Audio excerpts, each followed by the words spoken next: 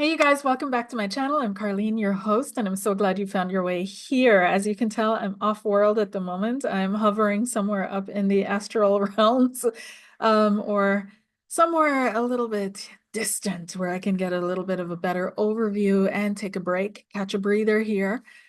But I am inviting you to share with me my current obsession, which is what is going on with the US and that election. And oh my goodness, and now these nominations and what's going to be the result going to be.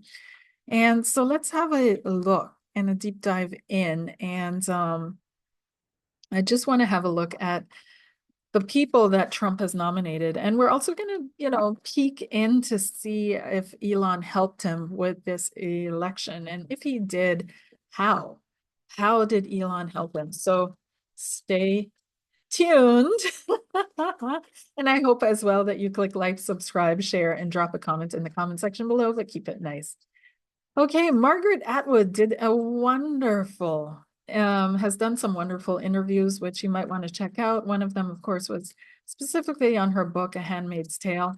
And she speaks about how, as part of her inspiration was, well, in a sense, was George Orwell when he wrote 1984. She compared the parallels to her writing A Handmaid's Tale and seeing the future, the writing on the wall. And somehow as she's writing the story, it's all coming through, and now actually seeing it, she speaks about that. So go check it out. It's really interesting. She did this a couple of years ago. I also did a series of videos on Rudolf Steiner and the predictions that he made, especially regarding the rising of the spirit Ahriman, and reference in one of the videos also A Handmaid's Tale. So you can check it out and see what comes up. Some of the links are no longer working in those videos because those websites have either changed as the people. You can Google what happened to the people that were in the department that I reference at these universities and see what happened, and then you'll know what happened to the website that were linked. But maybe they're still on Wayback Machine or something. You can go check it out. So I did those videos a couple of years ago as well during the pandemic, and yeah. But here we are in this unprecedented new era, and some people are rejoicing and other people are still gobsmacked.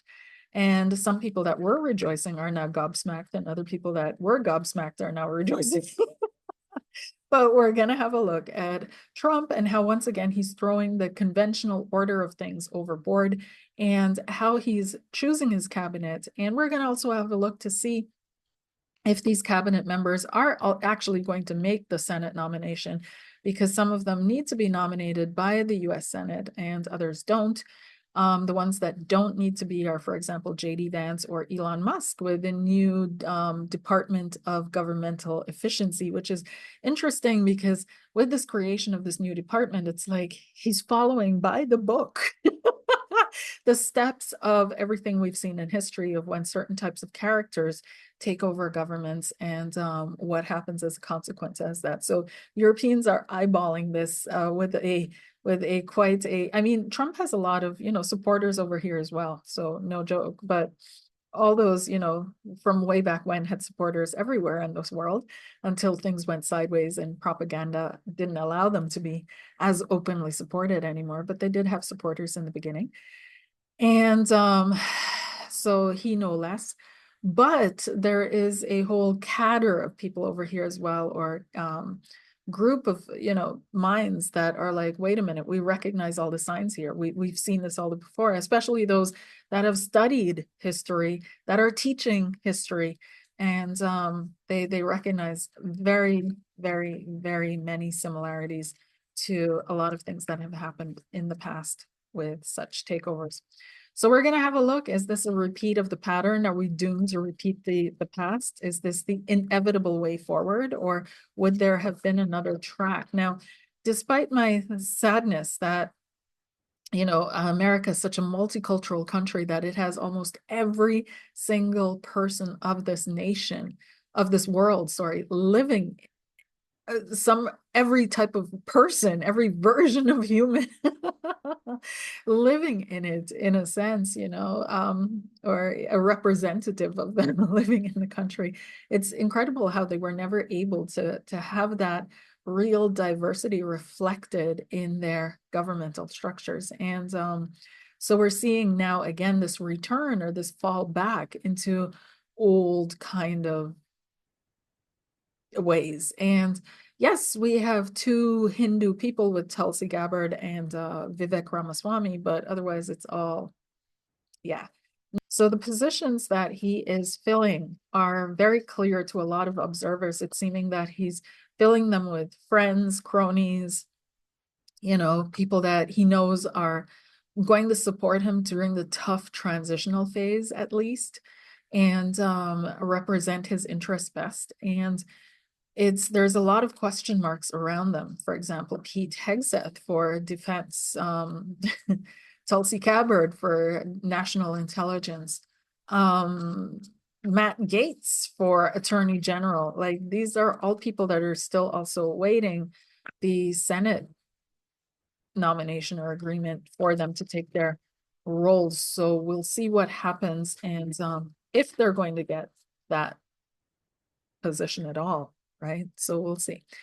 So let's dive in. And so let's go down the list of his nominations that still need to be confirmed. And one of them, we'll start at the top, is Mark Rubio. So he named Mark Rubio to be the Secretary of State. And it's interesting because Mark Rubio used to be a Trump critic way back when. I mean, people are allowed to change and grow and evolve. And a lot of people have Tulsi Gabbard, she wrote a whole book about changing her party even. A lot of people have started off, disliking Trump and then came around. And but Rubio is one of those where Trump was quite critical about him in his first term and now he's saying he's going to be a strong advocate for the nation, a true friend to the allies, and a fearless warrior who will never back down.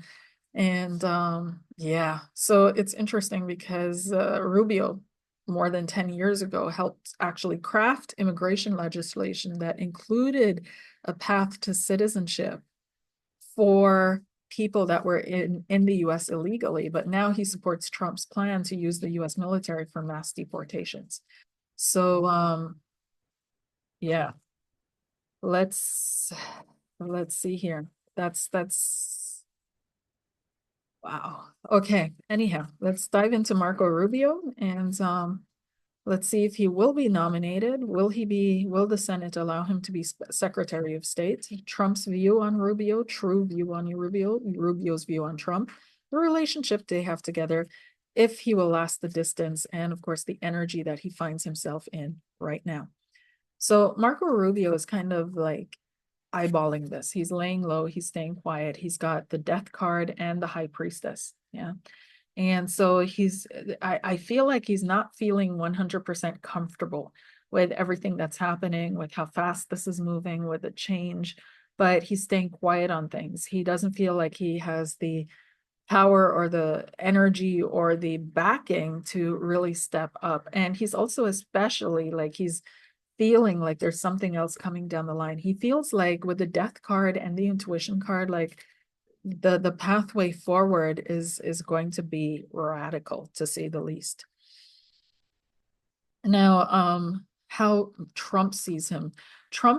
He thought long and hard about Rubio. Like, this is a long, hard process that Trump went into, because here we have the Four of Swords. And he feels that Rubio is not going to talk, is not going to step up, is not going to buck the boat, is not going to he's not going to be the rebel, he's not going to go against him. He's going to remain quiet and stay in his position. And that's exactly what he needs him to do.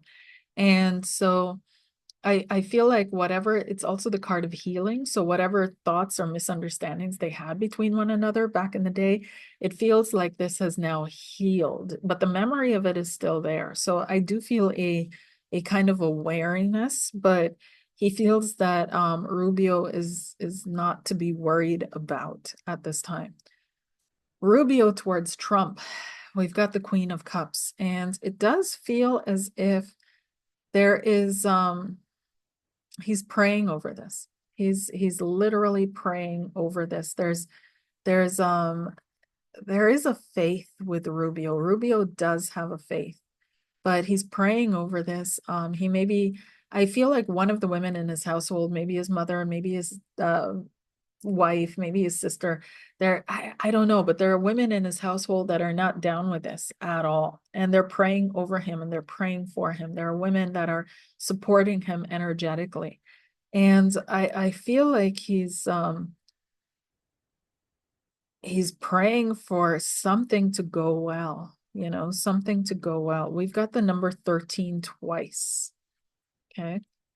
We've got here 13 with the Queen of Cups. Yeah. And we've got, of course, the Death card. Whoopsies. Sorry, you guys, this 13. Okay. So he realizes that these changes are going to change everything, everything. The relationship between him and Trump is yeah, it's this is a tricky one. This is the Nine of Swords. And again, we see a man praying at night. And there's a heavy anxiety here, a heavy, I feel like in some pictures, he almost looks like a deer caught in the headlights. There's heavy anxiety here about the expectations, what is to come, what's coming down the pipeline, what is going to be called upon him to do or make happen. And he's very concerned about this. I also feel, like I said, this is an era of New Jerusalem, you guys. It's not an era, it's not Camelot. Camelot was JFK, clearly, Barack Obama in the first 4 years, the first year. Camelot was Justin Trudeau the first year. But this is not Camelot. This is New Jerusalem energy archetype that we're dealing with. Okay, so the outcome for him is some kind of a conversion. This is Saul on his way to Damascus when he turned to Paul. And remember the story of how Saul was hunting down Christians, and then God encountered him on the road and asked, why are you following me? Why are you chasing me or hunting me down? So there's some kind of a spiritual conversion that is happening or going to happen to Rubio as a result of this experience. And there's going to be some kind of a real deep realization within him about certain things. And I feel like he may have seen things in a very logical, earthy kind of vision up until now, but he's definitely now moving into a different realm of existing and experiencing. So will he last the distance? We've got the Queen of Swords. So there are going to be some harsh words. There are going to be some arguments. There's going to be some definite negotiations. I feel like he's really going to focus on when it comes to Trump, because this card is, will he be number one? Will he be elected? Will he be allowed? And it feels like the answer is a yes. It feels like they will say yes to Marco Rubio being Secretary of State. He's actually also seen as a relief in comparison to the other nominees that Trump has placed. I feel like people when they see Marco Rubio, they're like, at least, a little bit of normalcy, a little bit of okay, So it feels like this is a yes to him being Secretary of State, and he's ready to bring in the change. He's ready to do everything that is necessary. However, he's also in deep prayer, deep concern over the things that are yet to come. Okay. So let's move on to Attorney General Matt Gaetz. Now, this is really interesting. This is where all the jaws dropped and everybody was like, oh my goodness. And Matt Gaetz, he is, according to Trump, he will end weaponized government, protect the borders, dismantle criminal organizations, and restores Americans' badly shattered faith and confidence in the Justice Department. And so Gaetz resigned from Congress on Wednesday night after the nomination. The House Ethics Committee has been investing an allegation that Gaetz paid for contact with a 17-year-old, though that probe effectively ended when he resigned, and Gaetz has denied any wrongdoing. Gaetz was also in this other investigation regarding pushing around of a person uh, underage crossing state lines. And he was also caught for a DUI, which somehow just got dropped. So you guys can research that, how and why it got dropped, but it's clear that it wasn't quite yet. Okay, so let's have a look at Gaetz, and we're going to go through the same process. So how does Trump truly see Gaetz, please? The relationship between them, how Gaetz sees Trump. Will he be nominated? Will the Senate accept him as the Attorney General? And what will the outcome of that be? The overall energy that he's in. So this is a relief. This is a star. This is the answer to his prayers. Gaetz was literally down on his knees. This is the Nine of Wands. And whatever they were doing, they seem to be investigating deep and hard with him and really digging into things and coming up with stuff, but they didn't have the time or the resources or what have you. But he was praying literally for something to for him to be saved. This was an answer to his prayers. Like he resigned literally the next day, and he's following a star. Yes, his belief, his hope, but also this boom, this is the way out. It's like all of a sudden I saw like a mole in tunnels scurrying and seeing if a mole could see light, but seeing a light at the end of the tunnel and scurrying out, like taking like a rat finding an exit. So it's yeah, definitely an opportunity for him, an opportunist. Then we have the King of Swords. So this is how Trump sees him. And the King of Swords has to do with justice. And this is exactly where Trump is placing him, in a position of wisdom and power. And everybody's wondering, does Gaetz have it to be in this position of wisdom and power? I mean, it is the US Attorney General position. And so he's giving him the highest position, almost a very high position in the land. Has he earned it on a moral, correct, character level? Has he earned this option? That is the question. So Gaetz is dancing. He's frolicking in the streets. He's almost, there's a little bit of na na na na na na. I got away with something energy that is here as well. There's this celebration. This is the Page of Wands. So the Page of Wands is not quite as strong. It's a communicator, but it doesn't have the moral backbone of the kings.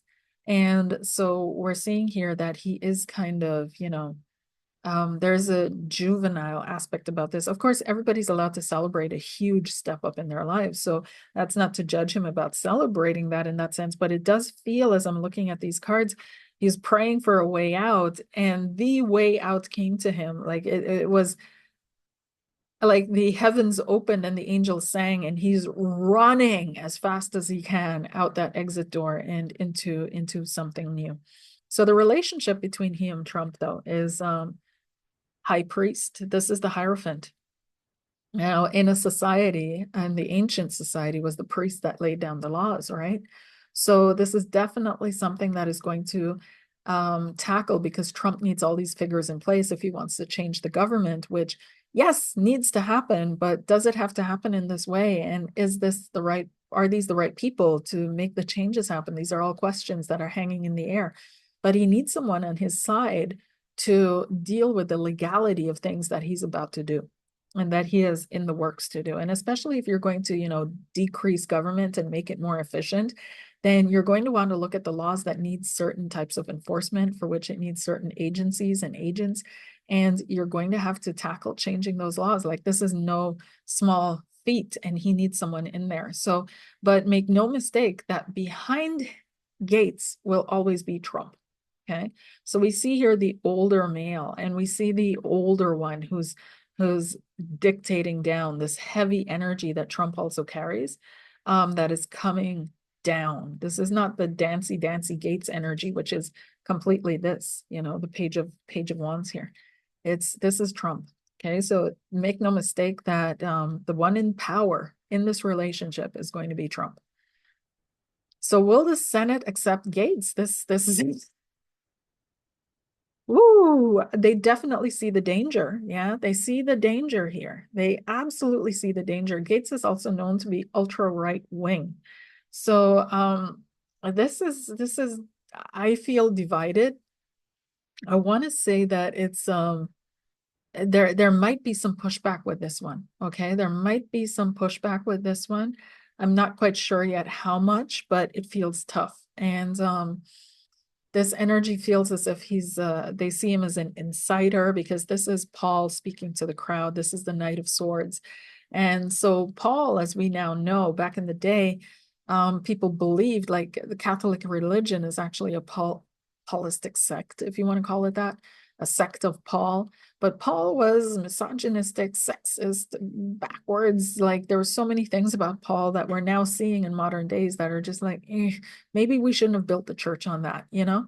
But back then, he was able to rouse the crowd. He was able to rouse the rabble and get people going. And so they see Gaetz as something like that, as something incendiary and needing to be managed in a certain way, bringing strife, bringing agitation, the Knight of Swords energy, bringing horror. And we see here the outcome of this is the Ten of Wands. So this, if he gets this position, which again, I'm not sure, because I don't think he carries the Solomonic energy of King of Swords needed for this position of Attorney General.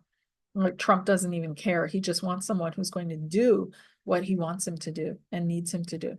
And here we have the Ten of Wands bearing a heavy burden, but this is also past burden. So even though he's trying to get away from his past is not going to let him go. He will carry his past with him. His past is going to influence the decision moving forward. There's no getting away from it for him. And I also feel that his ancestors, like, some of us have ancestors that are not really on our side. Some people have ancestors that are not 100% supportive for whatever reasons. And I'm speaking about the ancestors on the other side of the veil. And I'm feeling like with Gaetz, there are some ancestors of his on the other side of the veil that are like, wait a minute, what? And it feels very, not that they don't agree, like, not that they don't, how should I put this?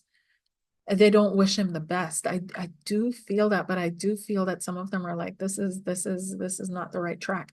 And even for his soul, this would be a dangerous position for his soul growth to move into. So it feels like there's some resistance coming from both sides of the veil. So behind the veil, from the ancestral realm, but also with the Senate, that they're going to be a little bit like, there's got to be a better candidate than this. So yeah, but he's pretty sure that he's going to get this position. He's pretty sure that he's going to get this position because he's running forward. This is a man on the run. His energy is flight. His energy is fleeing. His energy is running. And he's running forward. He's running into power. He's running into the future. He's running into protection. And it feels like he's convinced he's going to get it, but I'm not quite sure. On the other side, though, I'm not feeling that the Senate is really, or they're really going to go up against Trump. Like, I don't feel, I feel like they want to show a united front, almost no matter what he does. And I also feel this level of apathy that was, that wasn't quite there before. I think people are shocked and kind of disillusioned at this point. And that kind of reduces their willingness to stand up. Okay, so let's move on. Director of National Intelligence, Tulsi Gabbard. Now that was another thing that caused a lot of hubbub. And he says, I know Tulsi will bring the fearless spirit that has defined her illustrious career to our intelligence community. And Gabbard served in the Army National Guard for more than 2 decades, deploying to Iraq and Kuwait, and came to the role as an outsider compared to her predecessor. And Avril Haines was confirmed by the Senate. The current director of national intelligence was confirmed by the Senate in 2021 following several years in a number of top national security and intelligence positions. So this is, and Gabbard is 43. Now, I know for a lot of youngsters, 43 seems like a ripe, solid age, but um, yeah, that's part of the problem they write about in the Middle East is that due to the constant warfare, a lot of the leadership is really, really young.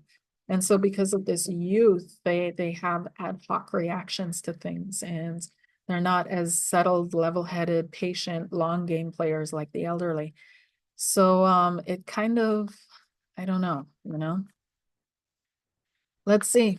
Let's see. Tulsi Gabbard. She's also one of the, because this a lot of the nominees so far are conforming to stale and pale. Dare I say that? Not that, and I've always thought that is true, that it's kind of exaggerated as well to focus on skin color as qualification for things like that. Mm. But it can't be that there's nobody that has a certain skin tone that would be has the intelligence, experience, and qualifications necessary for certain positions. So there's definitely a message being sent here that people are probably not yet paying attention to. So let's have a look though. Tulsi Gabbard.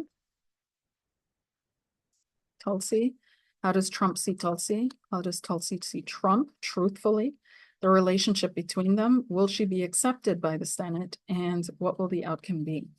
The current energy that she's in right now is she's seeing the temptation. She is seeing the temptation and she's actually feeling defeated. Huh, this is wild. Okay, so we've got the Five of Swords here. Five of Swords. She knows that she's going to run up against pushback. She knows that things are not going to be made easy for her if she accepts this position, because the Five of Swords has to do with betrayal. It has to do with backstabbing. It has to watch your back. It has to do with being set up for failure. And so she's quite cognizant of that. She's also aware, like she feels like she's walking into the realm of the devil at this point. So even though people fight for these positions, it doesn't mean that they're not aware what they're getting themselves into. And she's fully aware. So we see here the devil. We see the devil tempting Christ with the Seven of Cups. So a lot of illusions and mirages.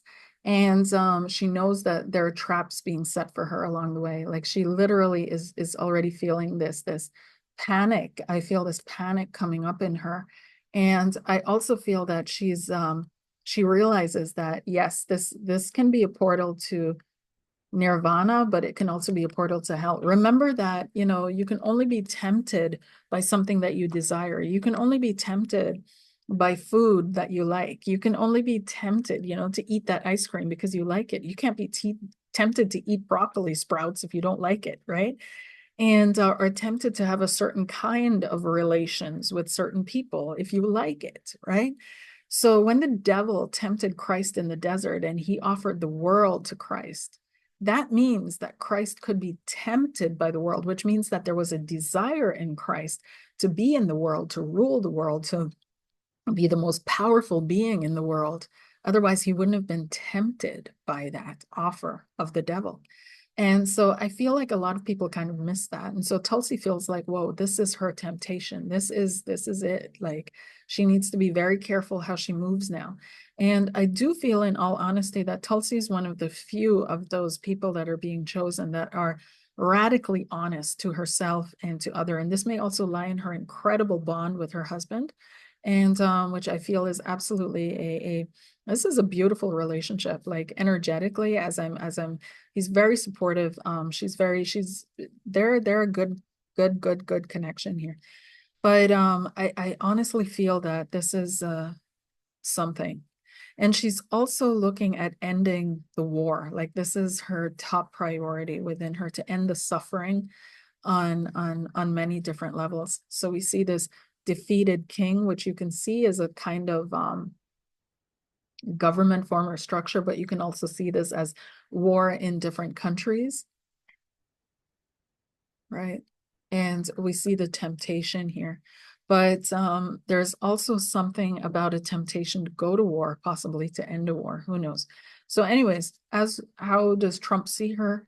we see her, he's wondering if she's going to make the sacrifice. This is the Two of Swords. So he's not quite sure about her. He doesn't really, he's not quite sure. Like he's betting on her, but there's a 98%. And yes, Trump doesn't trust a lot of people and so on and so forth. But with her, he's kind of like, is she really going to bring it? Because the Two of Swords, we're seeing here Abraham with his child and Isaac and God testing Abraham's faith. This is the moment where God says to Abraham, I want you to bring me an offering. And I'll tell you what that offering is when you get to the spot where I want you to offer it to me. So Abraham's like, okay. And God says, make sure you bring your son. Abraham's like, okay. So he brings his son, he goes to that place, he builds up the altar, and then God says to him, I want you to place your son on the altar. Abraham's like, what? And God's like, you heard me. I want you to place your son on the altar. So that was a test of Abraham's faith. And when we look at it in a symbolic way, and we're seeing how Abraham is looking at his future in his son is his future. Are you going to offer your future up to God? Are you going to surrender your future to God? And so Abraham said, okay. And he was ready to do that. Because he was ready to do that, God said, stop, don't do it. Sent an angel. The angel found a ram or whatever in the bushes, and Abraham sacrificed that. And here we have Trump wondering, is Tulsi going to make the sacrifice that she's going to have to make at some point for this position, for what he wants her to do? Is she going to do it when he calls on her? Because of course Trump sees himself as God, right? Is she going to sacrifice whatever it is that she feels, he's not quite sure. So yeah. So Tulsi is looking for something to hold on to. I feel like she's doing a lot of prayers or having people pray for her or whatever. But within herself, she's looking for some kind of faith, something. This is the Five of Coins. There's a feeling as well. Am I built for this? Am I all of a sudden, these feelings are coming up in her with, can I really do this? And am I really capable of doing what needs to be done here? And she's like, God, give me a sign. And she's waiting for some kind of a signal from above. But of course, life goes on and she's going to move forward. But on a deeper level, she's really like, this is a very shaky thing. She may look absolutely solid on the outside, but within her and her relationship, it's shaky. And it's also shaky because there's a sense of deference to Trump. We have here the Page of Cups. This is youthful. This is inexperienced. This is looking for guidance, looking for direction, looking for hope. There is a kind of I feel like almost a father-daughter kind of energy here. There is a genuine appreciation or liking, but I don't feel that she is snake enough for him or strong enough for him, for what he's about to do, for what he's about to pull off. I'm not quite sure, but she's definitely going in the ring and she's going to fight. Now she has an incredible, and this is where the divine feminine, because the divine feminine can come through the other way. So it's probably going to work through Tulsi. We have here the high priestess. So definitely she has a deep intuition about things. She has a sixth sense about things. So she's deeply intuitive, has sixth sense about things, can read the room, read people well, has this intuition about where to flow and when to flow and how to flow. Like she's really good about that. And but she's also very good at staying in tune with herself. And that's the thing about Tulsi that makes her come across as so authentic to a lot of people, is she's clearly in tune with herself and what she believes to be right and true. And she remains untainted by anything, because that's what a virgin is, remains untainted, unchanged by anything she encounters. Will she be nominated? With a high likelihood, she will get this. This is the King of Swords position. This is a position of wisdom and authority. This is the Senate. I'd say with high probability that people will entrust her with this position, but they're not going to make it easier for her within the intelligence community. Okay, let's move on. Defense Secretary Pete Hegseth. Now, this was one of the first nominees that Trump put out in the open, and he's also 44. And what's interesting is a lot of these people that are being nominated are relatively on the young side. So they're uh, early 40s. They're all within the same elderly millennial generation. So we've got for Rubio, who's 53, Matt Gaetz, who's 42, Gabbard, who's 43, 44 for Hegseth. So it is, this is a relatively young age, especially in our times, but in previous times, this would have been old. But in our times, it's like the 40s are the new 20s, right? So it's interesting though that Trump is catering to the demand that governments like get a little bit younger, that it's not just older people that are running things in the same old way. So he's really going in and looking for brilliant minds that are going to change things. And we're going to do Elon Musk soon, speaking of brilliant minds, because he made a call out for people, latent geniuses to work for free on this Trump project with him. So interesting. Anyways, let's get back to Pete Hegseth, who kind of, made the dead roll in their graves when that nomination came out, and he's been nominated for defense secretary. So he served in the Army National Guard for 20 years approximately, of deploying to Iraq and Afghanistan. He has 2 Bronze Stars, but he lacks senior military and national security experience. If confirmed by the Senate, he would inherit the top job during a series of global crises ranging from Russia's war in Ukraine and the ongoing attacks in the Middle East to the push for a ceasefire between Israel, Hamas, and Hezbollah, and escalating worries about the growing alliance between Russia and North Korea. He's also the author of The War on Warriors, Behind the Betrayal of the Men Who Keep Us Free. He was a Fox News host, and he's said some controversial things out in public, like he doesn't believe in viruses, so he doesn't wash his hands. Women don't belong in the military, like he's stated that, or rather on the front lines. And yeah, so he's got a yuck kind of thing about him that some people might find endearing and other people find absolutely annoying. So we'll see. Pete Hegseth, what's going on with him? And Trump, the relationship to Pete Hegseth and how he sees Trump. Will the Senate agree to him being defense secretary? And what will the outcome of his work be? Now, what's coming up for him is the Six of Swords. So this is a major leap for him. This is a huge leap. Now, we see here 2 women traveling. So he may do a lot of traveling as well, but this means the Six of Swords is always moving from one sphere of understanding into the next, and moving from one shore of doing things into the next. And that's what we saw here a little bit in Germany as well, is that very clearly is that, well, here in Germany, where I was living, before I went off world, was that, for example, it's people talk about it all the time, like the Green Party here.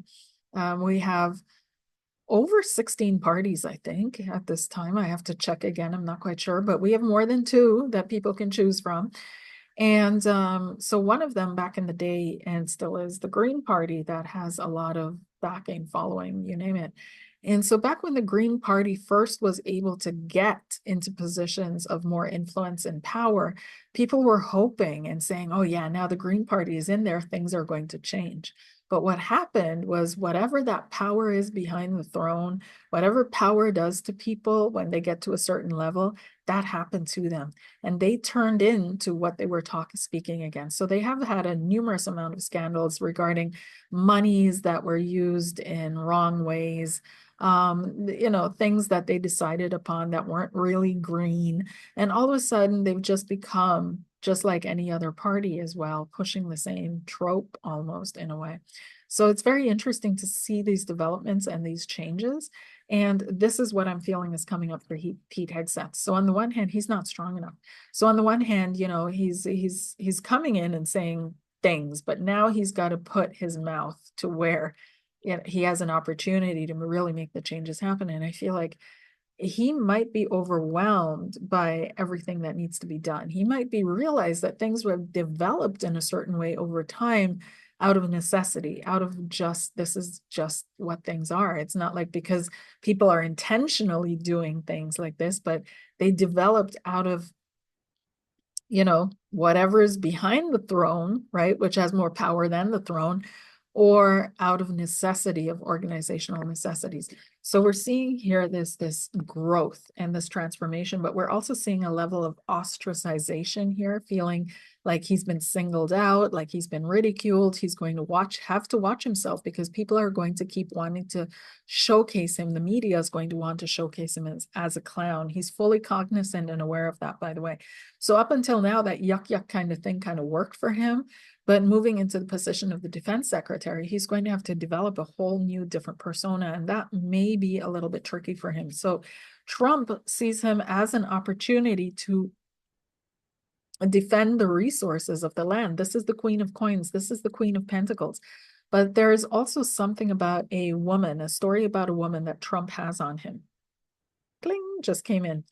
And but that's a side note. But it's about defending the resources of the land, defending the land, because the Queen of Coins represents the land. To women, to the maternal, to the feminine, the land belongs according to traditional beliefs. And so there's this belief that he's going to defend also the economy, the economic interests of the country.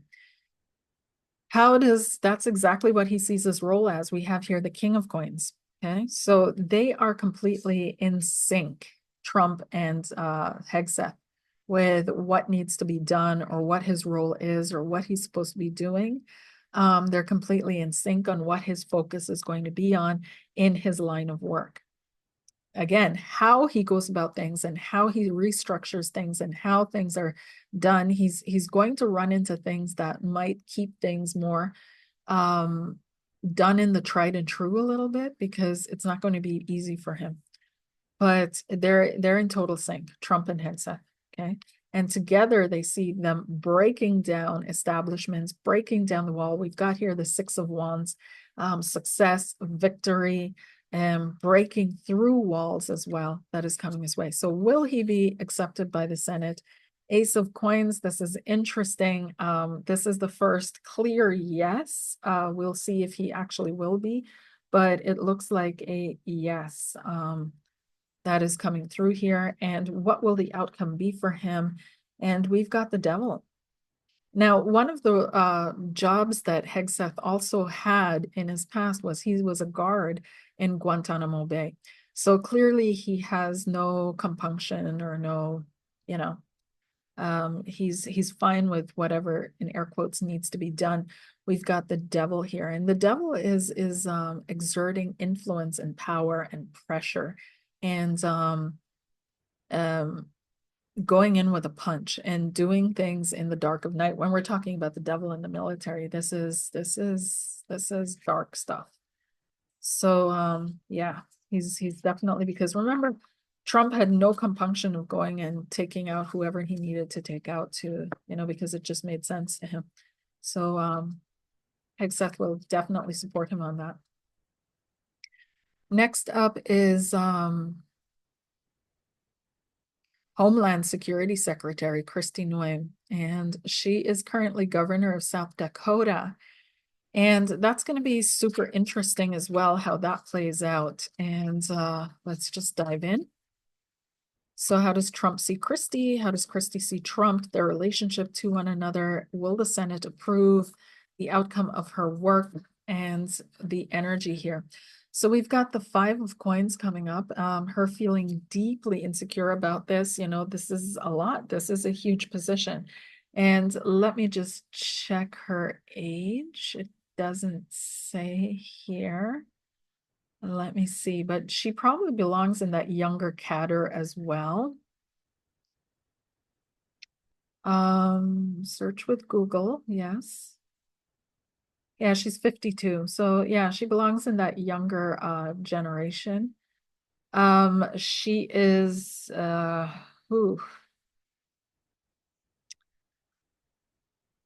yeah, there's definitely there's something about her energy where I'm like, whoa. Whoa, whoa, whoa, whoa, whoa, whoa. There's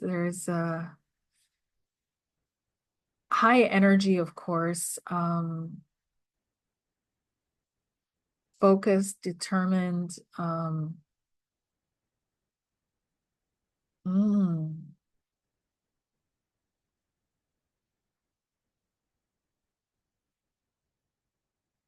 yeah. So we've got here the Two of Cups and the Five of Coins. So it feels like she feels there might be some discussion about the resources. Okay, with the Five of Coins, she may feel like she doesn't have the resources that she needs, or she has to run things on a tight resources on a tight ship. There's something about I feel like she's going to have a lot more support than what it looks like right now for her role. People are going to like her. It feels like she's going to have a lot more support, but it also feels like it's going to, it's going to be a while until people take her seriously. Um, yeah, this is tricky because there's something else going on with her. Hold on, maybe you'll show up with the other cards here. So Homeland Security Secretary Kristi Noem, and she was 2 terms South Dakota governor, and she declared her state during the pandemic open for business. So people didn't forget. Remember in my other video, I said that COVID played a bigger role in this election than people want to give it credit for, but it's still in the subconscious of a lot of people what happened during that time. And they're not about to just, move past. It was traumatic. It's a collective trauma that we all share, and how it was handled and what handled, and people are like, no. So there's something, I feel like she is going to be liked, but at the same time, it's going to be hard for her to be taken seriously. There's this going on with her, and I'm not quite sure why. So she faced sharp criticism for telling a story in her memoir about shooting and killing her dog. She's set to unaliving her dog, excuse me. She's set to lead a department crucial to the president-elect's hardline immigration agenda, as well as other missions, natural disaster response, U.S. Secret Service, Transportation Security Administration, and so on and so forth.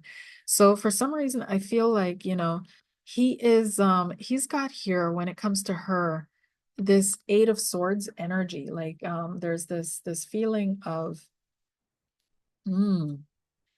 he's not quite sure about her either. Like he's not sure about her. There's something that she either, I don't know, facilitated for him, helped him with. He feels kind of entrapped in some kind of an agreement with her, allegiance with her, something like that.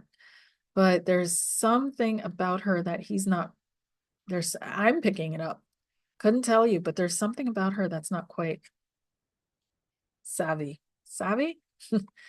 So she's ready to dig in and get to work. She's eager beaver. This is the Eight of Coins. This is hard work. This is getting to it, and she's ready to get to it, ready to get everything done.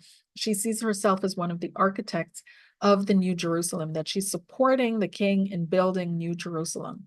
Okay. And I'm saying it directly like that because that's what Spirit is telling me, is the archetypal story that we're dealing with here is the building of New Jerusalem. So this is Nehemiah rebuilding Jerusalem, and it says, come, let us rebuild the wall of Jerusalem, and we will no longer be in disgrace. That's the quote that's on here. This is from Nehemiah chapter 2, verse 17. Come, let us rebuild the wall of Jerusalem. I'm telling you, this is New Jerusalem, and we will no longer be in disgrace. So she's definitely, he's talking like the Eight of Swords is also a trap, right? It's an enclosure, a voluntary enclosure. So I feel it's not just about the wall. This is also about identity structures. When I think TSA, when I think Secret Service, when I think, her working possibly with Elon Musk together with this Department of Governmental Efficiency, because efficiency is going to affect all the government departments, including hers, like all of those that. So there's going to be some kind of, this is going to push into digital ID. I guarantee it. This is going to, because they have to, if they want to be efficient and they want to guard America's borders and so on and so forth, it's going to push into that.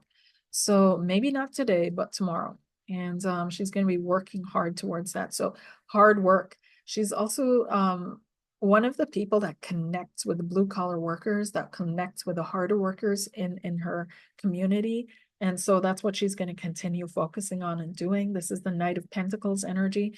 So she's all about hard work, also physically. Like you can tell she's completely disciplined about her body. And but I'm not quite sure she's going to last the tenure, because here we have the Eight of Cups. And there's something that makes me feel as if either she's not going to last the 4 years or she's not going to get in. But if she does, this is what would happen on that timeline. But on that timeline, everything as I just stated. But with the Eight of Cups, it almost feels as if even if she gets in, she's not going to last in that position. Okay, so let's move on.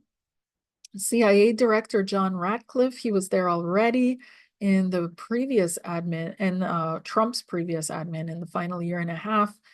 And then the other big wave was Robert F. Kennedy for Health and Human Services. So he ran for president as a Democrat, then as an independent, and then he endorsed Trump, which is what people seems to be the way of things.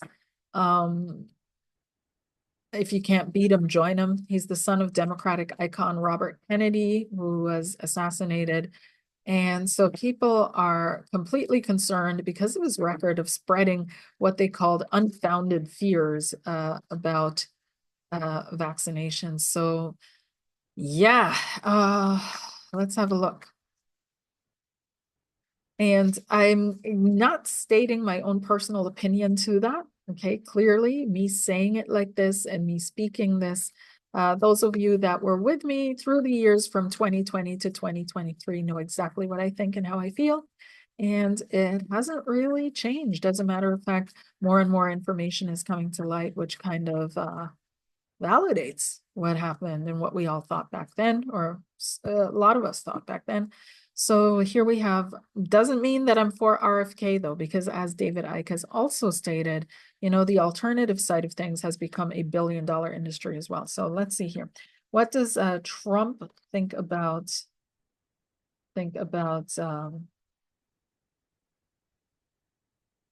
Kennedy about Trump, their relationship together? Will the Senate agree on Kennedy? The outcome of his work. And now the overall energy has to do with sacrifice and cutting pieces of himself off for a vision of the future. We've got the Three of Wands here, as well as the Two of Swords. A lot of sacrificing going on, like sacrificing an ideal or an idea or something for the greater good. And we also have the Three of Wands. And this in this deck means a decision. Elijah went before the people and said, "How long will you wander between two opinions? If the Lord is God, follow him. But if Baal is God, follow him." This is from the First of Kings, chapter 18, verse 21. We've got the Two of Wands, Elijah on Mount Carmel. Here we have, as mentioned in others, the Two of Swords, which has to do with sacrificial energy. And we see once again Abraham with his son and determining, is he going to give up his, is he going to entrust his future to God? So that's the energy he's in, is Robert is still undecided about this whole thing. He's recognizing the immense opportunity, clearly, but at the same time, he's kind of like, similar to Tulsi, this can go, and to Rubio, those three I'd say are pretty kind of, whoa, this can go really sideways if things go wrong. They're not fully on board. There are parts of themselves that they have to sacrifice to make this work, but they think it's for the greater good. Now, Trump sees him with the Queen of Coins.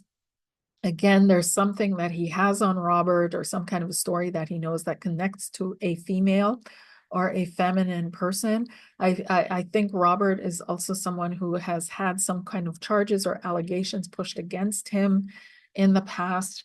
But he also sees him as, because the coins has to do with the body, with health, with resources, with money, with all those things. The coins is the material realm. So he sees him as someone who's going to maintain that, the material realm, the health of the realm, that kind of thing.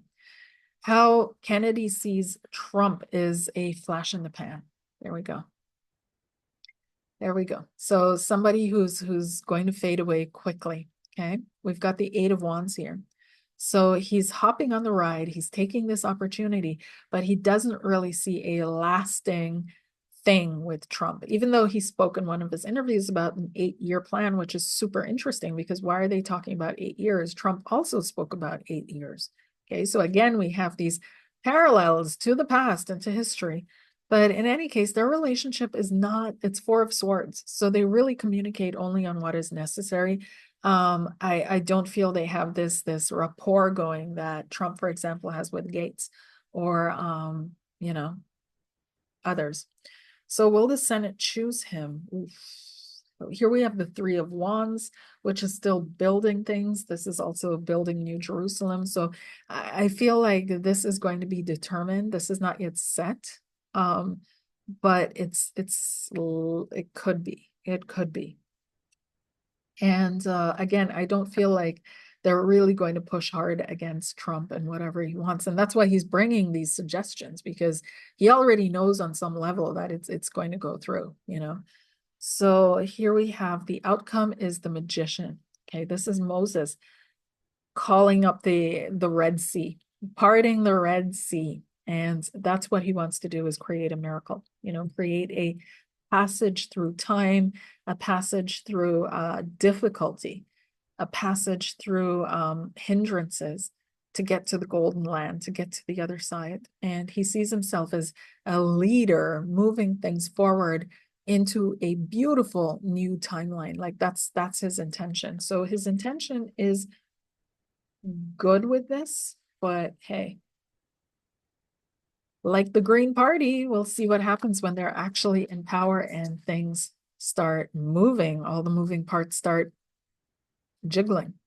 What we really want to hear about is Elon Musk, right? And Elon Musk and Vivek Ramaswamy were given the option to, or given the opportunity to create this Department of Government Efficiency. And what does that mean? What will that cover? We'll first have a look at Vivek. And of course, we're going to ask the final question of, did Elon help Trump? So Vivek Ramaswamy, Trump on Vivek, Vivek on Trump, their relationship together, what will the outcome be of his work and the overall energy that Vivek finds himself in.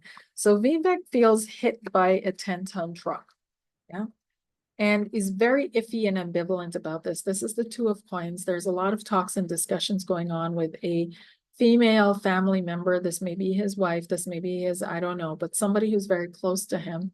And he feels like, wow, almost overrun. And it's all of a sudden the full weight of this situation, the full eye is coming to bear on him. And there's something deeper and more profound that is happening to him as a result of this, but it's making him iffy. Like there's something where he's not quite sure about how Trump sees Vivek as a standout. Okay, this is Joseph in his many-colored coat. This is the Five of Wands, as someone who's defended himself, asserted himself, who's pushed his way through as a fighter, someone who is talented in a certain way. And how Vivek sees Trump is someone he can, you know, achieve things with or obtain things with on a path, on a mission. This is the Six of Swords energy. This is shifting and changing things. The relationship between the two of them, we've got a clear show of force of who's laying down the law. We see the elderly here, Abraham, and or Moses.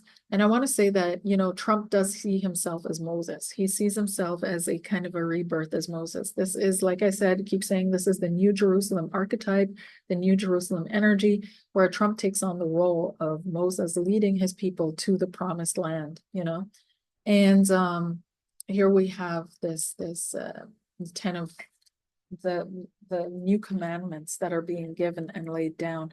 So this is a turn in times that is unprecedented in the US and for the world as a result. And so the outcome is that he's going to put a lot of work into this Eight of Coins. I don't see Vivek going the full pathway though. I don't see him fully there the full 4 years.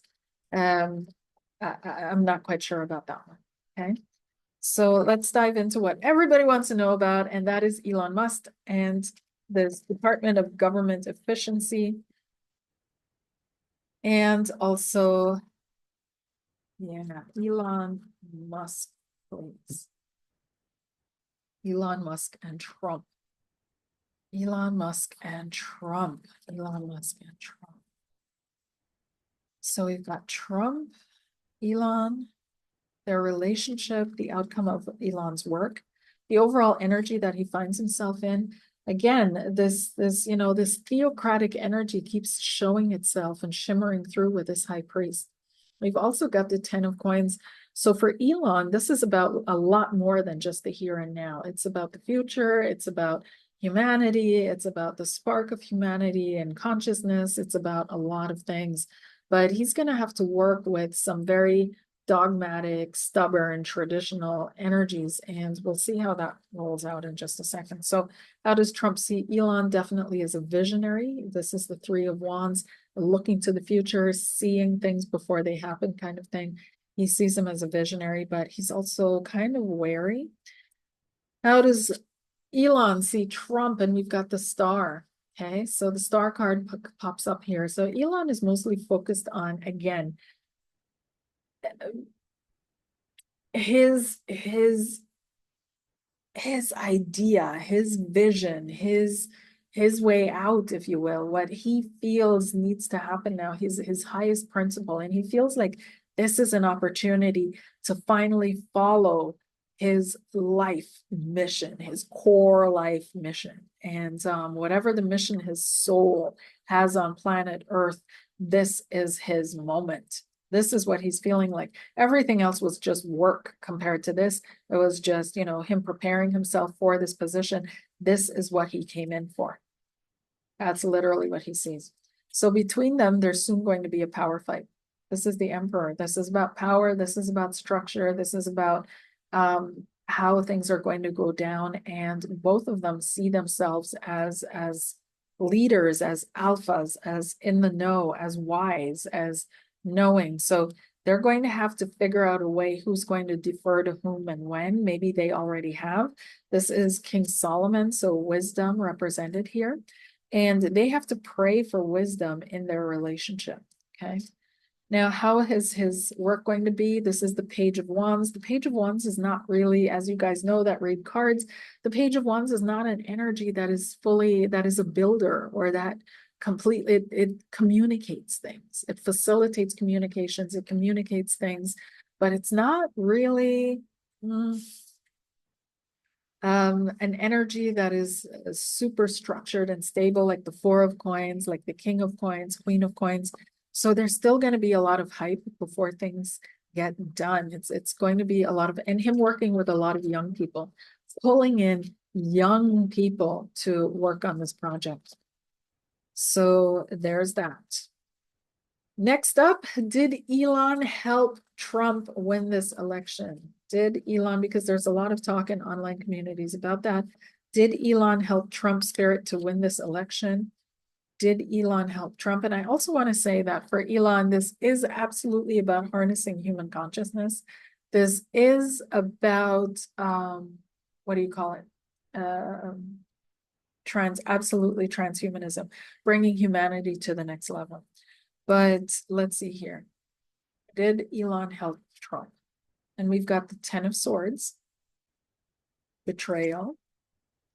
We've got the Ace of Wands, new chapters, new beginnings. And we've got the Four of Swords. What I'm feeling is that the system was there for betrayal, like something was set up for betrayal, but the fire burned, like it took a life of its own and it wasn't needed. It went it went dormant. This is the Four of Swords. So I want to say that the intention was there, the system was there, the potential was there, but it looks like they didn't need to implement it or use it because everything took a life of its own. Okay. So yeah, that's what I'm getting, you guys.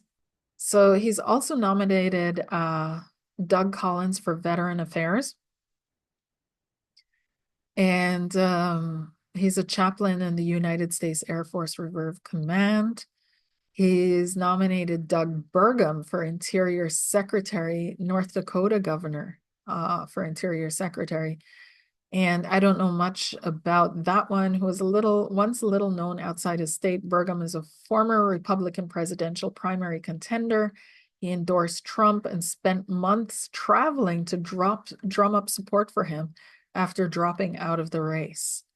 So he was a serious contender to be the presidential choice. He has close ties to deep-pocketed energy industry CEOs. He's the power grid is deteriorating in many parts of the country, and that could raise national security concerns, but drive up prices enough to increase inflation. And so he's going to be taking that on. Environmental Protection Agency Administrators Lee Zeldin is interesting. Again, this is a 44-year-old former U.S. House member from New York, and he is a longtime supporter of the former president. And there's some distrust in him. Let me pull a real quick card. Yeah, I don't feel like this. Zeldin is, we've got the Tower card coming up for him. So this is the energy that's going to be around him, for him, you name it. So the Tower, breaking down structure. I feel like some of them are in this because they want to be witnesses of destruction, not agents of change. And they want to see that tower burn. They like seeing the fire and the crashing and burning, and it seems to be that he may be one of them. It also doesn't feel as if he's going to either last long or really do anything significant in that position for the environment. Chief of Staff, of course, is Susie Wiles. Susie Wiles was behind his presidential campaign. She was a senior advisor to Trump. She also helped Ron DeSantis win his first race for Florida governor. And let's pull just one card for her, even though there's probably a lot more interesting to say about her. But we've got the visionary. He needed a visionary. This is like Reagan and his astrologer. Trump has got his Susie Wiles. So this is the Three of Wands, having the vision, seeing the long outlook. She's going to be taking care of his image, how he comes across, that whole thing, continuing his campaign, basically. Then he voted. She's also one of the older ones. Again, she's 67. Then there's also Waltz, who is the National Security Advisor nominee. So there's that.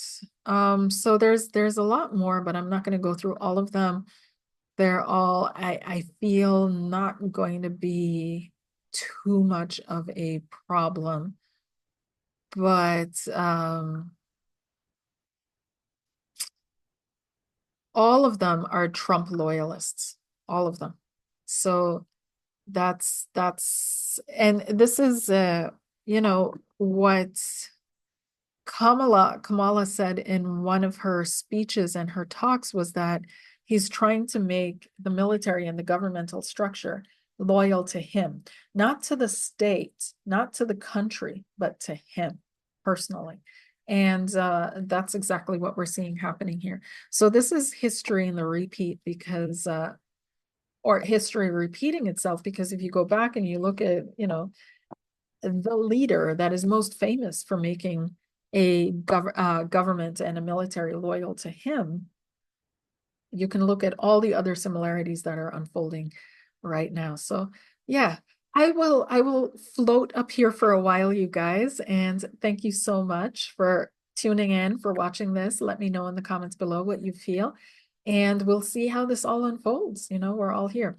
Catch me on the live on Sunday. I'll be hosting a live as well. Again, I'll see you there. I will be posting the live in a second, so make sure that you bookmark that and that you're with me there, where we go through the energies of the week ahead, all 12 signs, and we do a Q&A, and we look at what's coming up for you, possibly. See you there. Take care. Bye.